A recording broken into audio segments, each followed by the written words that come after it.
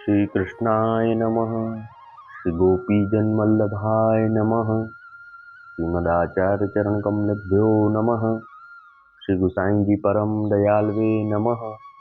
श्री यमुना चतुर्भ्यां नमः। श्री गुरुवे नमः। श्री गुरुचरण कमलेभ्यो नमः। जय श्री कृष्ण। वार्ता प्रसंग 1। सुबह राजा जोत सिंह के पुत्र भयो। तब छठे दिन छठी देवी आई। वाक्य अदृष्ट में लिखी के निकसी। तब पुरोहित ने छठी देवी को पल्लो पकड़ी के ठाड़ी राखी। तब पूछ्यो, जो तेया राजा के पुत्र के अदृष्ट में कहा लिखियो है। तब छठी देवी ने कहियो, जो याके राज तो नाही लिखियो है, और शिकार करी के नित्य एक पशु मार लावेगो, ताको बेची के निर्वाह करेगो। ऐसे कही के वह छठी गई। तब पाछे वा पुरोहित ने सब लिखी राख्यो। पाछे केतेक दिन को भगवद इच्छा तेवा राजा को दूसरो पुत्र भयो।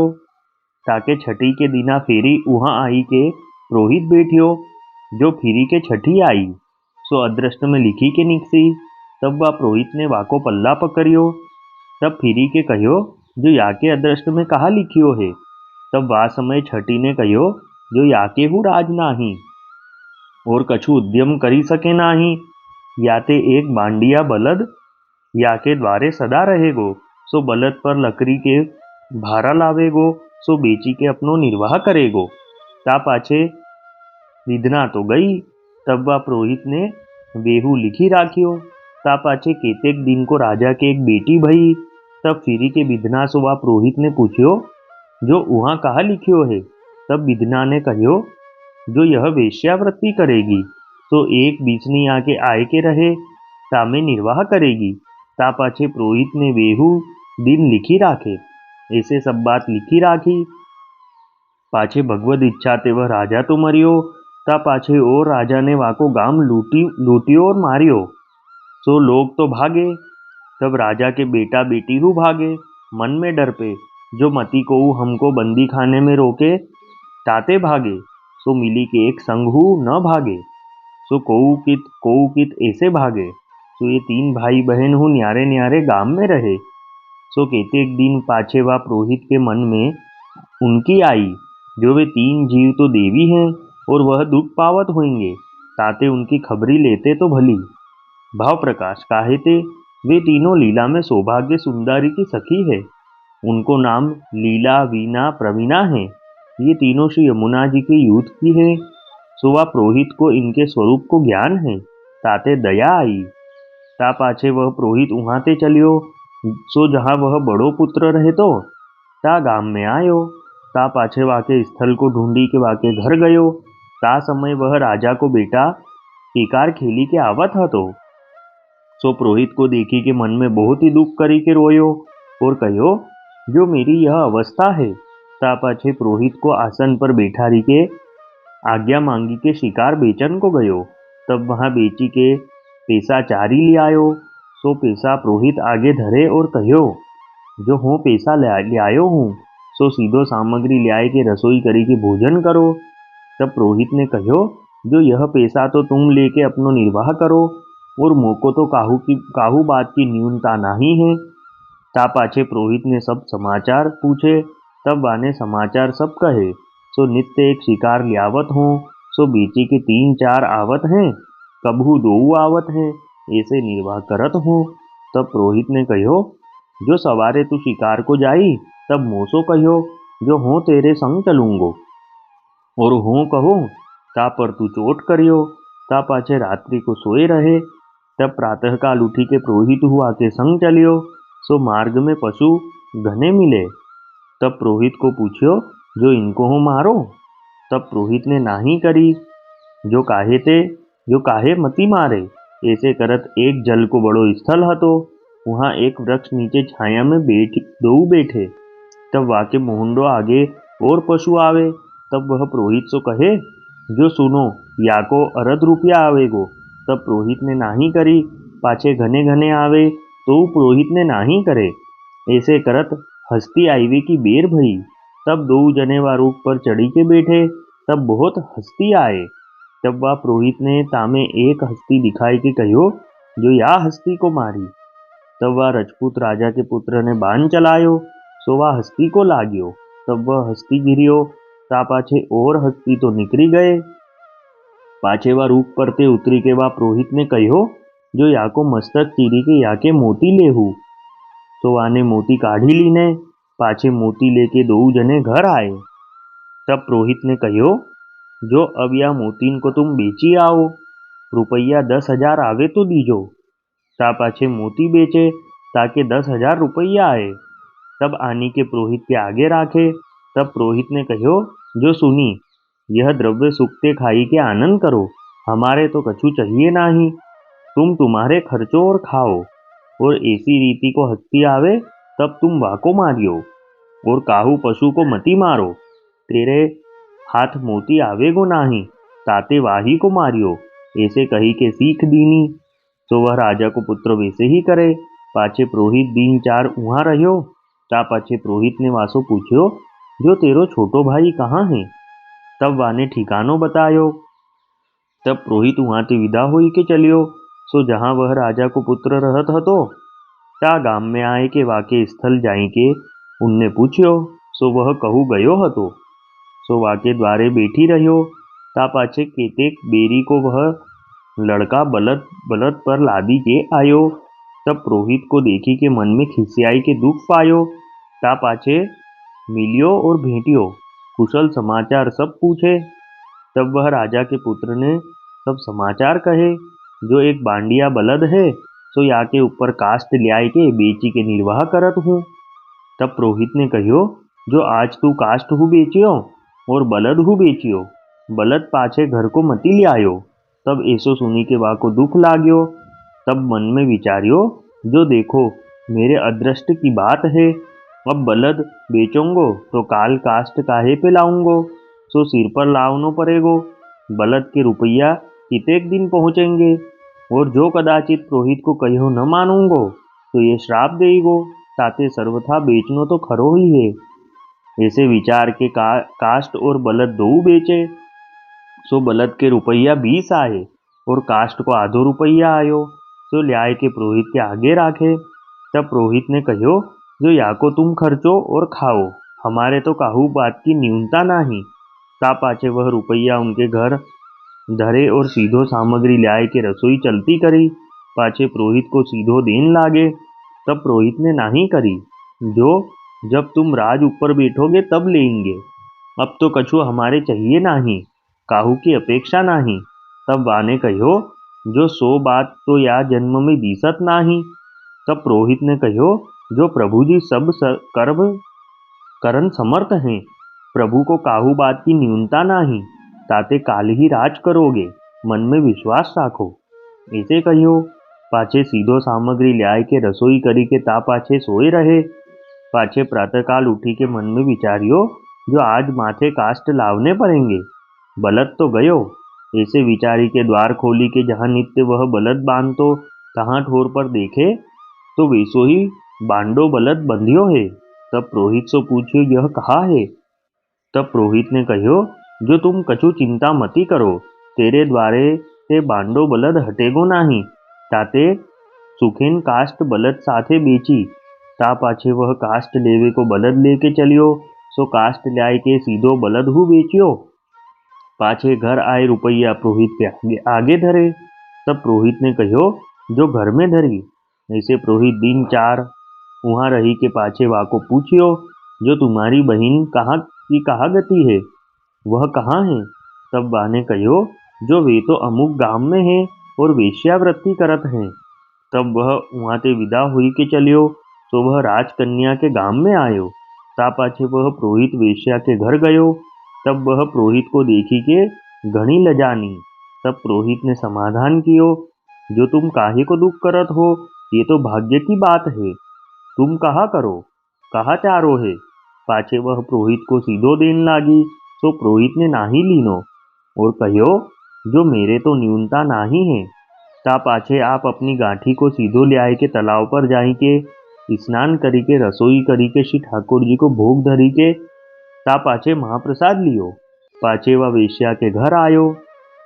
तब पूछ्यो, जो तेरो निर्वाह कैसे होत है। तब वह रोवन लागी। तब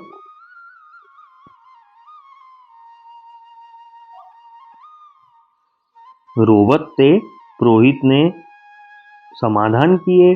पाछे वेश्या ने कहो, जो कोईक दिन टका कभूक 2 टका कभूक 4 टका आवत हैं, तासो देह निर्वाह करत हो।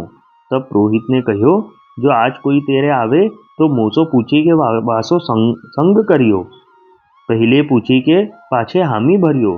तब संजा को एक बीसनी आयो, सो टका देन लाग्यो। तब वाने पुरोहित सो पूछ्यो। तब पुरोहित ने नाही करी। तब 2 टका देन लाग्यो। तब फिरी के पुरोहित सो पूछ्यो। तब हूँ नाही करी। ता पाछे फिरी गयो। पाछे घरी एक पाछे और को दूसरो बीसनी आयो, सो पावला देन लाग्यो। तब पुरोहित सो पूछ्यो। तब हूँ नाही करी। पाछे आधो देन लाग्यो। तब हूँ नाही करी। ता पाछे फिरी गयो। ता पाछे घरी एक पाछे और को तीसरो बीसनी आयो, तब 5 रुपया लो चढ़ियो। तब पुरोहित सो पूछ्यो। तब हूँ नाही करी। ता पाछे रुपया 10 देन लाग्यो। तब वाने पुरोहित सो समझाए के पावन परी के कहो, जो 10 रुपया आवत हैं, सो तो मैं कभू देखे हूँ नाही। आज तुम्हारे प्रताप सो आवत हैं। मेरे 2 4 महीना की खर्ची आवत है, ताते तुम आज्ञा देऊ। तब पुरोहित ने कहो, काहे को उतावल करती है? आज तेरे 1,00,000 रुपया आवेंगे। और तोको कोऊ कछु कहे परी माने मती। जब कोऊ 1,00,000 रुपया देई तब वासो संग करियो। ता पाछे वह मन में खेद करन लागी, जो 1,00,000 रुपया मोको कौन देवेगो, और यह कहाँ ते आयो है, ऐसे विचारे। इतने ही एक और 100 रुपया देन लाग्यो। तबहू पुरोहित ने नाही करी। ता पाछे और को आयो, वह सहस्त्र पर्यंत देन लाग्यो, परी वह पुरोहित ने नाही करी। ता पाछे मध्यरात्रि को एक जनो आयो, सो 10 सहस्त्र देन लाग्यो। तबहू पुरोहित ने नाही करी। ता पाछे 20 25 सहस्त्र पर्यंत चढ़ियो, परी नाही कही। ऐसे करत रात्रि प्रहर एक रही। ता समय एक बीसनी बड़ो राजा आई के 1,50,000 देन लाग्यो। तबहू नाही करी। पाछे चढ़त चढ़त 1,00,000 रुपया आनी के दीने। तब पुरोहित सो पूछ्यो, जो आज्ञा होई तो संयोग करो, लक्ष्य देत है। तब पुरोहित ने कहो, जो तू कैसे अविश्वास करत है, जो इतने रुपया कौन देगो, सो अब दीने है के नाही। ताते धीरज राखे तो सब कुछ होई, पर विश्वास चाहिए। भले अब तो तेरे घर में तो काहू बात को संकोच नाही, पर रुपया लक्ष्य में एक हूँ न्यून मती लेई। को कछु समझावे तो माने मती। रुपया लक्ष्य दे के वाको संग करी। ता पाछे वह नित्य ही ऐसे करन लागी, जो को लक्ष्य दे ताको संग करे। सो नित्य पिछली रात्रि ताही को उनको आई के कहे। ता पाछे पुरोहित दिन 8 10 दिन वहाँ रही के। ता पाछे एक गाड़ी मोल लीनी। मनुष्य 2 चाकर राखे। ता पाछे वह स्त्री को गाड़ी में बैठारी के पाछे वहाँ ते चले। सोया बांडिया बलद वारे राजा को पुत्र हतो। ता गाम में आए। ता पाछे वह भाई बहन पुरोहित मिले।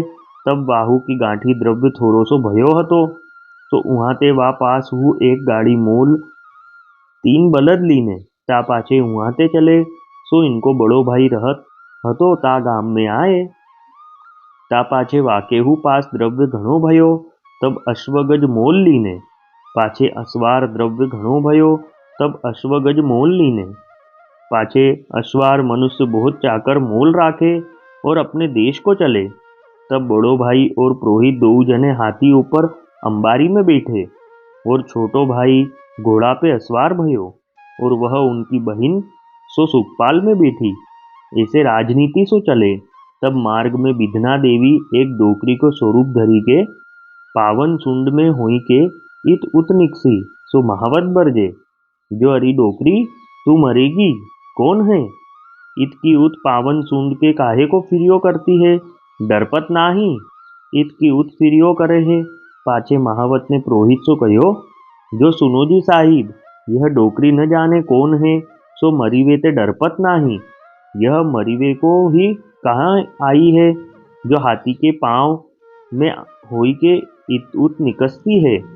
हो तो घनो बरज्यो, पर ये तो सुने नाही, और उत्तर हु देत नाही, न जाना कहा है। तब पुरोहित ने पहचानी। तब हाथी ठाड़ो रखवाए के वह डोकरी को हाथ पकड़ी के एक स्थल पे ले जाई के वासु पूछ्यो, जो ऐसे तू काहे को करती है? मरी वे को काहे को विचारती है? डरपत नाही है?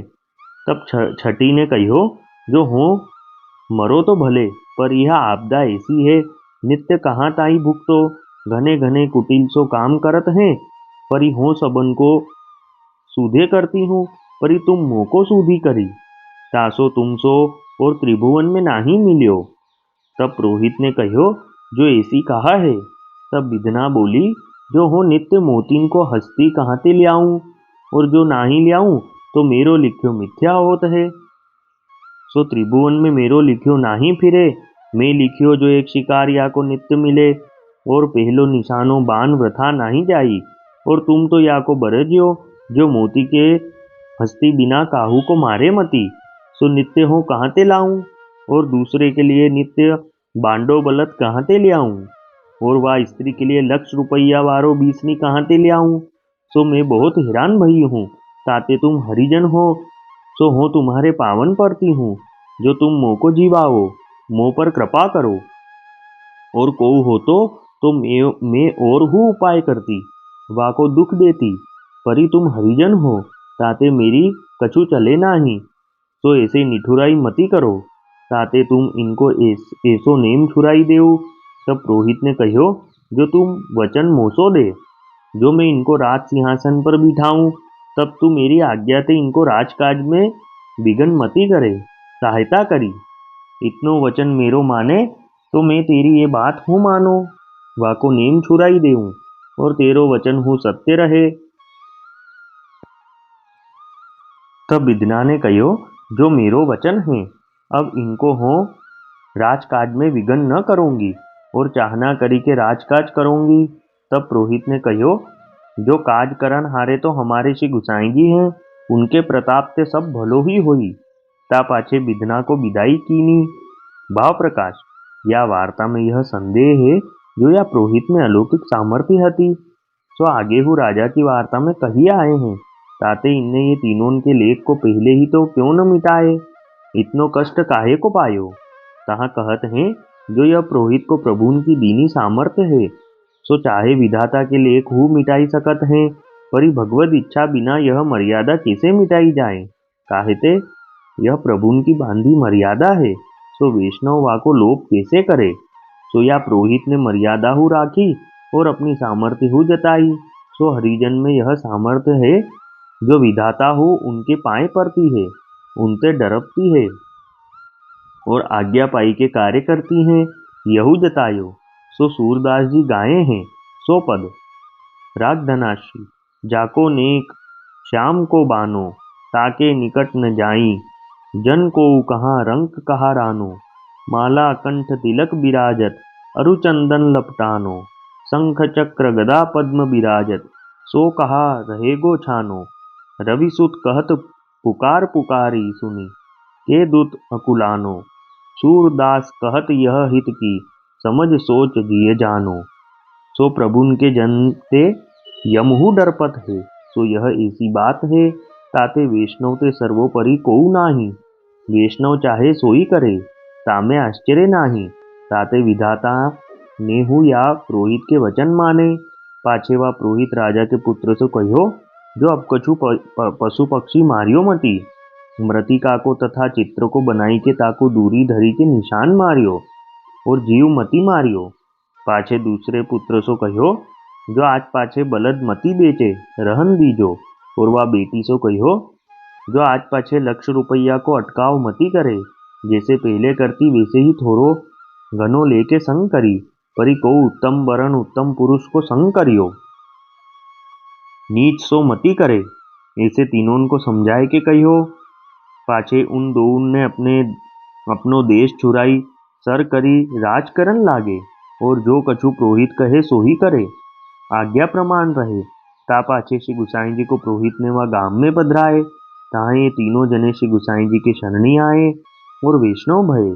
ता पाछे श्री ठाकुर जी की सेवा पधराए, सेवा करन लागे, नीति भांति सो सेवा मार्ग की रीति सो सेवा करते, जैसे वह पुरोहित आज्ञा करे, ताही रीति सेवा करन लागे। ता पाछे रात्रि को पुरोहित कथा वार्ता करे और कीर्तन करे। ऐसे करत कछुक दिन में श्री ठाकुर जी सानुभावता जनावन लागे। ऐसी कोती बात है सो कहाँ ताही कहिए। सो पुरोहित के संग सो इन तीनों पर श्री ठाकुर जी अनुग्रह किए। ताते वैष्णव तादृशी को संग करनो। सो वह पुरोहित श्री गुसाई जी को ऐसो कृपा पात्र वैष्णव है। सो उनकी वार्ता कहाँ ताही कहिए। अब वार्ता का संक्षिप्त सारांश हिंदी में। तो वह राजा जोत सिंह के एक पुत्र हुए। तब छठी के दिन छठी देवी आई और उसका भाग्य लिखा। तब ये पुरोहित ने उससे पूछा कि तूने ये राजा के पुत्र के भाग्य में क्या लिखा है। तब छठी ने कहा कि इसके भाग्य में राज करना तो नहीं है, ये शिकार करके नित्य एक पशु मार के उसको बेच के उससे ये अपना निर्वाह करेगा। तो यह सब वह छठी की बात वह पुरोहित ने लिखी। फिर कुछ दिन बाद राजा को दूसरा पुत्र हुआ। तब फिर छठी आई। तब फिर से ये पुरोहित ने उससे पूछा कि तूने क्या लिखा। तब छठी ने कहा कि इसके भाग्य में भी राज नहीं है, एक बांडिया बड़द है, इसके द्वार पे सदा रहेगा और उस पर ये लकड़ी के भार लाद कर उसको बेच के अपना निर्वाह करेगा। फिर कुछ दिन बाद राजा को एक बेटी हुई। तब फिर छठी आई। तब पुरोहित ने पूछा तूने इसके भाग्य में क्या लिखा है। तब छठी ने कहा कि ये वेश्यावृत्ति करेगी। तो ये सब बात पुरोहित ने लिख के रखी। फिर भगवत इच्छा से कुछ दिन बाद वह राजा मरे। फिर दूसरे राजा ने इनके गांव पर चढ़ाई करी और पूरा गांव लूटा। तब इनके बेटे और बेटी सब भागे और अलग अलग रहने लगे। फिर कुछ दिन बाद वह पुरोहित को उनकी याद आई। फिर वह पुरोहित उनसे मिलने गए। जब बड़े पुत्र का घर ढूंढकर उसको मिले तब तो वो बहुत रोने लगा और उसने सब बताया कि मैं ऐसे रोज शिकार करके फिर उसे बेच के अपना निर्वाह करता हूँ। तब पुरोहित ने कहा कि कल तू मुझे लेके चलना। तब अगले दिन वह उन पुरोहित को लेके शिकार करने गया। तब मार्ग में अनेक पशु मिले। तब उनको ये पुरोहित ने मारने का मना किया। फिर कुछ देर में एक हस्ती निकले। तब उनमें से एक को मार के उसके सिर में से मोती निकाला। तब पुरोहित ने कहा ये बेच के निर्वाह करना। फिर वह पुरोहित छोटे बेटे के पास गए। तब उसने अपने सब समाचार कहे कि ये एक बड़द है, इस पे मैं काष्ठ ला के उसको बेचता हूँ। तब वह पुरोहित ने कहा कि अभी तू ये काष्ठ और बड़द दोनों को बेच और नित्य ऐसे ही करना। फिर वह बेटी का पता पूछ के बेटी के पास आए। तब बेटी ने सब समाचार कहे कि मैं अपना निर्वाह ऐसे करती हूँ। तब वह पुरोहित ने कहा कि अब से तुझे लक्ष रुपया दे उसका ही तू संग करना। फिर वह पुरोहित 8-10 दिन वहीं रहे। फिर एक गाड़ी में वह बेटी को बिठाया और 2 मनुष्य संग में लिए और ये पुरोहित वह बड़द वाले बेटे के पास आए। तब उनके पास इतने दिन में बहुत द्रव्य आ गया था। तब वहां से भी एक गाड़ी करी और उसको और उसके बड़द 3 बड़द को संग लेके बड़े बेटे के पास आए। फिर उसके पास भी मोती बेचकर द्रव्य बहुत आया था। तब और भी अश्व और गज और मनुष्य आदि सब लाव लश्कर लेके अपने गांव चले। तब बड़ा भाई और पुरोहित तो हाथी पे बैठे और छोटा भाई घोड़े पे बैठा और इनकी बहन तो सुंदर सुखपाल में बैठी। ऐसे राजनीति से चले। तब मार्ग में वह छठी देवी एक डोकरी का स्वरूप धर कर आई और वह हाथी के नीचे से निकलने लगी। तब महावत ने फटकार लगाई कि ऐसे तू क्यों निकल रही है, मरना है क्या। तब वह महावत ने वह पुरोहित से कहा। तब पुरोहित ने उसको पहचाना और उस डोकरी से पूछा कि तुम ऐसे यहाँ मरने क्यों आई हो।